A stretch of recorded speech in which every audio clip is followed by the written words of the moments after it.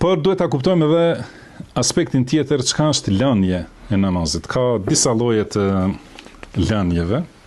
Do të thonë, ka lloji i parë është ai që e lë namazin duke e mohu obligueshmërinë e namazit. Do thotë se namazi nuk është obligim, do thotë mohon dhe konteston namazin.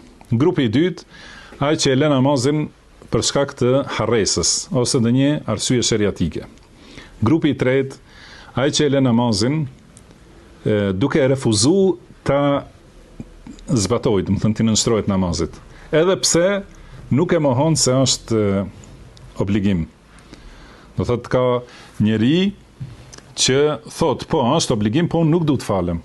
Edhe nuk du të nënshtrojmë kësaj rregulle. Ose për shkak të mendimadhësisë, ose për shkak të hasedit, ose për shkak se e urren Islamin. Edhe pse është i bindur se namazi është obligim në Islam. Dhe grupi i katërt është ai që e lë namazin nga përtatësia. Do të thënë, beson që është obligim dhe nuk refuzon që të falet, mirë po përton, nuk e kryen namazin.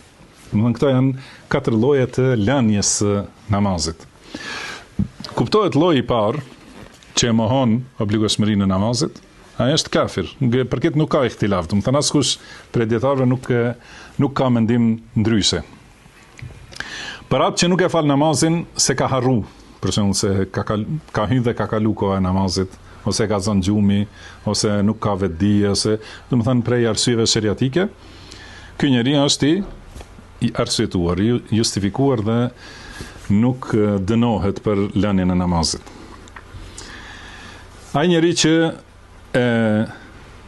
nuk e mohon obligueshmërinë, por refuzon që të falet, edhe nuk pranon të falet, atëherë për këtë do të thonë shumica janë të mendimit, nëse është për shkak të urrëties së Islamit, ai padyshim se është kafir. Mirë po, do të thonë nëse nga mendimadhësia kështu, edhe për këtë shumica thonë se është kafir, mirë po, dënimi për ta është gjithashtu dënim me vdekje. Dhe lloji i katërt, këtu është ihtilafi në realitet. Lloji i katërt i atyre që nuk e mohojnë namazin, edhe pranojnë se është obligim dhe e duan edhe falen, mirë po, do të thonë pranojnë të falen, nuk refuzojnë që nëse sillet, do të thonë nëse e merr policia çon në gjykat, nuk thot nuk du të falem. Po thot do të falem, mirë po ndoshta më vonë prapë le për shkak të përtatësisë. Edhe për këtë, do të thonë për këtë është tani ihtilafi, është musliman ose jo. Pra për këtë janë argumentet, do të thonë për ato të parat besoj që është e qartë, më e drejtë për drejtë, mirë po për këtë është qëllimi se do thotë disa prej dietarëve thonë që nëse ka aq shumë përtatësi që mos e falë namazin, do të thonë se nuk ka iman në zemër.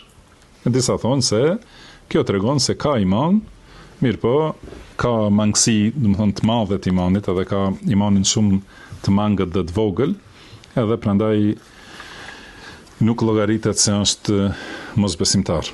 Wallahu a'lam.